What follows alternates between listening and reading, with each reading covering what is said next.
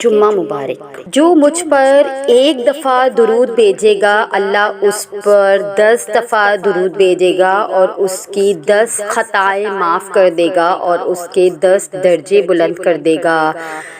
نماز جمعہ سے پہلے امیر المومنین سیدنا حضرت علی فرماتے ہیں، جو کوئی سال بھر میں جب بھی جمعے کے روز جمعے سے قبل 3 بار سورہ قدر پڑھتا ہے، اللہ عز و جل اس روز کے تمام نماز پڑھنے والوں کی تعداد میں نیکیاں لکھ دیتا ہے۔ اِنَّا أَنزَلْنَاهُ فِي لَيْلَةِ الْقَدْرِ وَمَا أَدْرَاكَ مَا لَيْلَةُ الْقَدْرِ لَيْلَةُ الْقَدْرِ خَيْرٌ مِّنْ أَلْفِ شَهْرٍ تَنَزَّلُ الْمَلَائِكَةُ وَالرُّوحُ فِيهَا بِإِذْنِ رَبِّهِم مِّن كُلِّ أَمْرٍ سَلَامٌ هِيَ حَتَّىٰ مَطْلَعِ الْفَجْرِ۔ قرآن کی خوشبو۔ رسول اللہ صلی اللہ علیہ وآلہ وسلم نے فرمایا، قرآن سیکھو، اسے پڑھو اور پڑھاؤ۔ جس نے اسے سیکھا اور پڑھا اور اس پر عمل کیا، اس کی مثال اس تھیلی جیسی ہے جس میں مشک بھری ہوئی ہو اور چاروں طرف اس کی خوشبو پھیل رہی ہو، اور اس شخص کی مثال جس نے اسے سکھایا اور اس کا علم اس کے سینے میں بند رہا، اس تھیلی کی سی ہے جو مشک بھر کر سیل بند کر دی گئی ہو۔ خوبصورت زندگی خود بخود نہیں بن جاتی، بلکہ اس کی تعمیر روزانہ کی دعاؤں پر ہوتی ہے۔ دعا کیجئے، دعا لیجئے، دعا دیجئے۔ میرے دل کی گہرائیوں سے یہ دعا ہے کہ رب کریم آپ کی خوبصورت زندگی کو دین اور دنیا کی تمام خوشیوں سے مالا مال کر دے۔ جمعے کے دن روحیں جمع ہوتی ہے، لہٰذا اس میں زیارت قبور کرنی چاہیے اور اس روز جہنم نہیں بھڑکایا جاتا۔ سورہ کہف کی 19ویں آیات کا ایک لفظ فَلْيَتَلَطَّفْ یہ تھوڑا بڑا کر کے لکھا ہوا ہے کیونکہ یہاں قرآن پاک کا درمیان آ جاتا ہے۔ یہ لفظ پوری قرآن کا خلاصہ ہے اور اس کا ترجمہ اور نرمی سے بات کیا کرو۔ جب اللہ نے موسیٰ علیہ السلام کو فرعون کے پاس بھیجا تو بھی یہی کہا کہ تم اس سے نرمی سے بات کرنا، شاید وہ مان جائے۔ کون مان جائے؟ وہ انسان کہ جس سے زیادہ متکبر اور گھمنڈ والا شخص دنیا میں کوئی اور نہیں آیا۔ کہ زندگی کتنی بدل جائے اگر ہم اس بات کو مان جائیں کہ نرمی سے بات کرنے کا مطلب بے وقوفی اور کمزوری نہیں بلکہ عاجزی اور اعلیٰ ظرفی ہے۔ جمعے کا دن دنیا کی بہترین مصروفیت آپ صلی اللہ علیہ وآلہ وسلم پر درود بھیجنا ہے۔ جانتے ہو کہ تم خاص کیوں ہو؟ کیونکہ تم ہر بار صبر کر لیتے ہو، تم شکوہ نہیں کرتے، تم خود کو بدل رہے ہو، تمہاری تنہائی میں رب سے باتیں ہوتی ہے، تم نے مقصد حیات کو جاننا شروع کر دیا ہے، تمہاری امید اللہ سے ہے ان حالات میں بھی جب کچھ بھی تمہارے حق میں نظر نہیں آتا، کیونکہ اللہ نے چن لیا ہے اور جن کو وہ چن لیتا ہے تو ان کو خاص کر دیتا ہے۔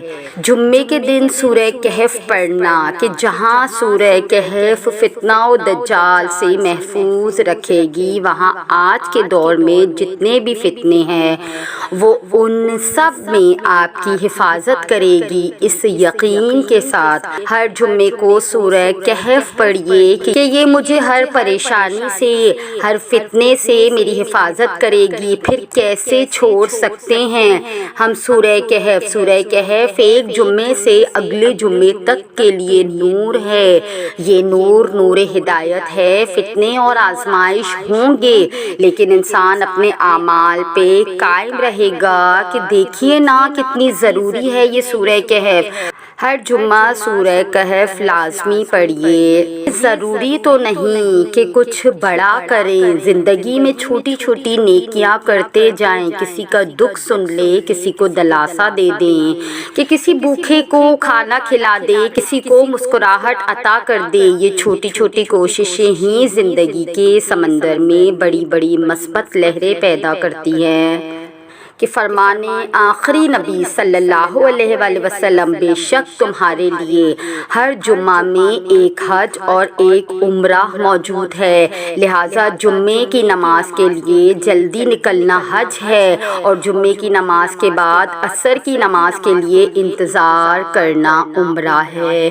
جمعے کے دن نماز فجر سے پہلے کی دعا نبی کریم صلی اللہ علیہ وآلہ وسلم نے فرمایا، جو شخص بروز جمعہ نماز فجر سے پہلے 3 مرتبہ یہ دعا پڑھے تو اللہ تعالیٰ اس کے گناہ بخش دیں گے، اگرچہ سمندر کی جھاگ کے برابر ہو۔ استغفر اللہ الذی لا الہ الا هو الحی القیوم واتوب الیہ۔ اس کا ترجمہ ہے، میں اس اللہ تعالیٰ سے بخشش طلب کرتا ہوں جس کے سوا کوئی معبود نہیں، جو ہمیشہ زندہ رہنے والا اور نظام سنبھالنے والا ہے، اور اس کے سامنے میں توبہ کرتا ہوں۔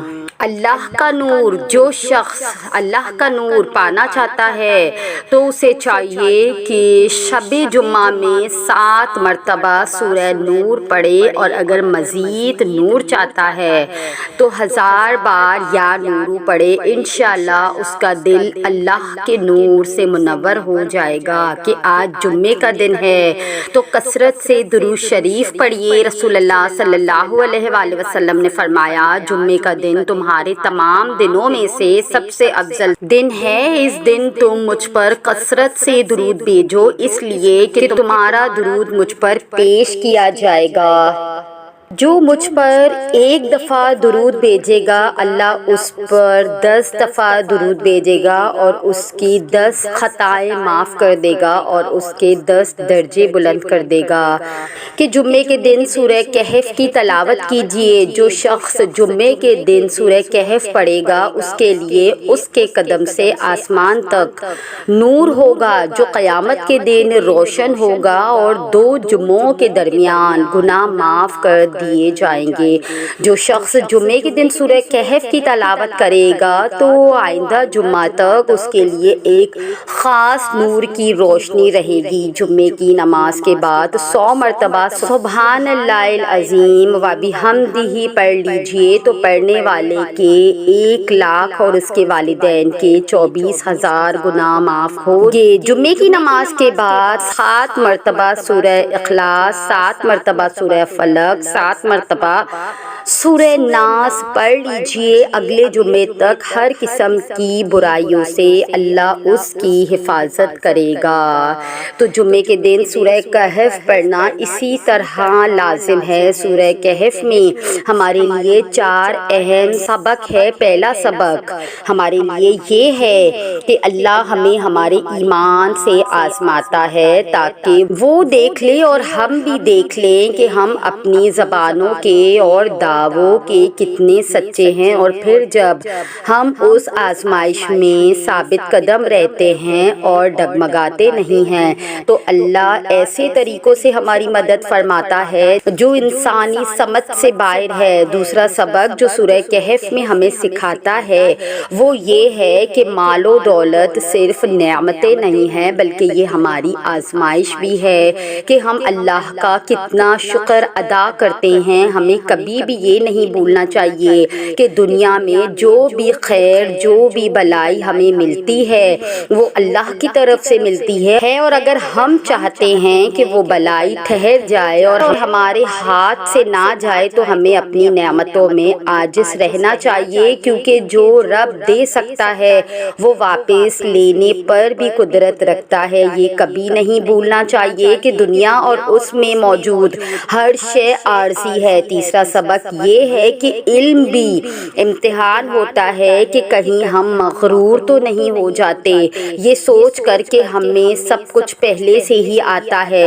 ہمیں سب کچھ نہیں آتا، کامل علم صرف اللہ کا ہے۔ ہمارا علم تو بڑا محدود ہے اور اتنے سے علم کے ذریعے ہم اللہ کی حکمتوں اور مصلحتیں نہیں سمجھ سکتے، اسی لیے ہمیں اللہ کے فیصلوں پر توکل رکھنا چاہیے، کیونکہ ہو سکتا ہے جو چیز ہمیں بری لگ رہی ہو وہ اصل میں ہمارے لیے اچھی ہو، اور جو چیز ہمیں اچھی لگ رہی ہو وہ اصل میں ہمارے لیے بہتر ہی نہ ہو۔ تو یہ تو صرف اللہ ہی جانتا ہے۔ چوتھا سبق یہ ہے کہ طاقت بھی اللہ کی طرف سے آزمائش ہوتی ہے۔ وہ جس انسان کو طاقت دیتا ہے وہ اس انسان کو اس بات پر آزماتا ہے کہ وہ اس طاقت کو انصاف کے لیے استعمال کرتا ہے یا پھر کمزور کو کچلنے کے لیے استعمال کرتا ہے۔ نیز ہر شے ہمارا امتحان ہے۔ یہ چاروں مختلف کہانیاں ہیں، یہ چاروں مختلف کہانیاں ہمیں ایک ہی سبق دیتی ہے، اور وہ سبق یہ ہے کہ ہر چیز اپنے ساتھ ٹیسٹ لے کر آتی ہے، اور اس ٹیسٹ میں بس وہی پاس ہوتا ہے جو اپنے رب کو نہیں بھولتا، کیونکہ انسانی فطرت یہ ہے کہ وہ نعمت عطا ہو جانے پر سرکش ہو جاتا ہے اور اپنی حدود بھول جاتا ہے، اور اس کی یہ حرکت اسے فنا کر دیتی ہے کہ مت بھولا کریں، نعمتیں اپنے ساتھ بہت سی ذمہ داریاں لے کر آتی ہے جو ہمیں پوری کرنی لازم و ملزوم ہوتی ہے۔ درود شریف پڑھنے والوں کو دیکھ کر حضور صلی اللہ علیہ وآلہ وسلم کا چہرہ نور خوشی سے دمک اٹھا۔ حضرت ابوبکر رضی اللہ تعالی عنہ فرماتے ہیں کہ میں رسول اللہ صلی اللہ علیہ وآلہ وسلم کے پاس تھا کہ اچانک ایک شخص حضور کریم صلی اللہ علیہ وآلہ وسلم کے پاس آئے اور سلام کیا۔ رسول کریم نے اس کے سلام کا جواب دیا اور آپ صلی اللہ علیہ وآلہ وسلم کا چہرہ خوشی سے دمک اٹھا، اور آپ صلی اللہ علیہ وآلہ وسلم نے اس کو اپنے برابر بٹھایا۔ پھر جب وہ صاحب جس کام کے واسطے آئے تھے وہ اپنا کام پورا کر چکے تو جانے کے لیے اٹھے، اور جب کچھ دور چلے گئے تو نبی کریم صلی اللہ علیہ وآلہ وسلم نے مجھ سے فرمایا، اے ابو بکر رضی اللہ تعالی عنہ، یہ ایسا شخص ہے کہ روزانہ تمام روئے زمین کے رہنے والوں کے برابر اس اکیلے کے عمل اللہ کے یہاں پہنچائے جاتے ہیں۔ حضرت ابو بکر صدیق رضی اللہ تعالی عنہ فرماتے ہیں، میں نے عرض کیا، یا رسول اللہ صلی اللہ علیہ وآلہ وسلم، یہ اتنا ثواب اس کو روزانہ کیوں کر ملتا ہے؟ تو آپ صلی اللہ علیہ وآلہ وسلم نے فرمایا، یہ جب بھی صبح اٹھتا ہے تو مجھ پر 10 مرتبہ ایسا درود شریف پڑھتا ہے جو اپنے ثواب میں ساری مخلوق کے درودوں کے برابر ہے۔ میں نے عرض کیا، اللہ کے رسول وہ کیا ہے، وہ درود کیا ہے، ہمیں بھی بتائیں۔ آپ صلی اللہ علیہ وآلہ وسلم نے فرمایا، وہ درود یہ ہے، اللہم صلی علی محمد النبی العدد من صلی علیہ من خلقک وصلی علی محمد النبی کما ینبغی لنا ان نصلی علیہ وصلی علی محمد النبی کما امرتنا ان نصلی علیہ۔ جمعے کے دن کی خصوصیات میں سے ایک خصوصیت یہ بھی ہے کہ جمعے کے دن عصر سے مغرب کے درمیان ایک گھڑی ایسی ہوتی ہے کہ جس میں بندہ مومن اللہ سے جو بھی دعا کرتا ہے وہ دعا قبول ہوتی ہے۔ تو خدا را یہ دعا عصر سے مغرب کے درمیان ایک دفعہ ضرور سنیے۔ دعا کے آداب کے مطابق ہاتھ اٹھا کر اس دعا کو نہایت ہی دھیان سے سنیے۔ اے میرے اللہ، میں بہت تھک چکی ہوں، ذمہ داریاں دن بدن بڑھتی جا رہی ہیں۔ بے شک زندگی بہت تھکا دینے والی چیز ہے، زندگی میں ایسی الجھ گئی ہوں کہ سکون کھوتی جا رہی ہوں۔ آپ سے دور ہو کر جینا نہ پہلے کبھی آیا تھا اور نہ اب آتا ہے۔ میں آپ کی طرف لوٹنا چاہتی ہوں، اس دنیا سے نجات چاہتی ہوں۔ میں چھوٹی سے چھوٹی بات پر بھی آپ سے کیا کرتی تھی، میں چھوٹی سی چھوٹی بات بھی آپ سے کیا کرتی تھی، آج اپنے لیے دوسروں سے دعائیں کرواتی پھرتی ہوں۔ میں جو توکل کی رسی تھامے ہوئے پرسکون رہا کرتی تھی، آج امید بری آیتیں تلاشتی رہتی ہوں۔ بے شک آپ گم نہیں ہوتے، ہم گمراہ ہو جاتے ہیں، اور مجھے اس گمراہی سے صرف آپ ہی نکال سکتے ہیں۔ یا اللہ میری مدد کیجیے، اے میرے پیارے اللہ، میرے سارے مسائل کو تو ہی جانتا ہے، تو ہی مجھے سمجھتا ہے۔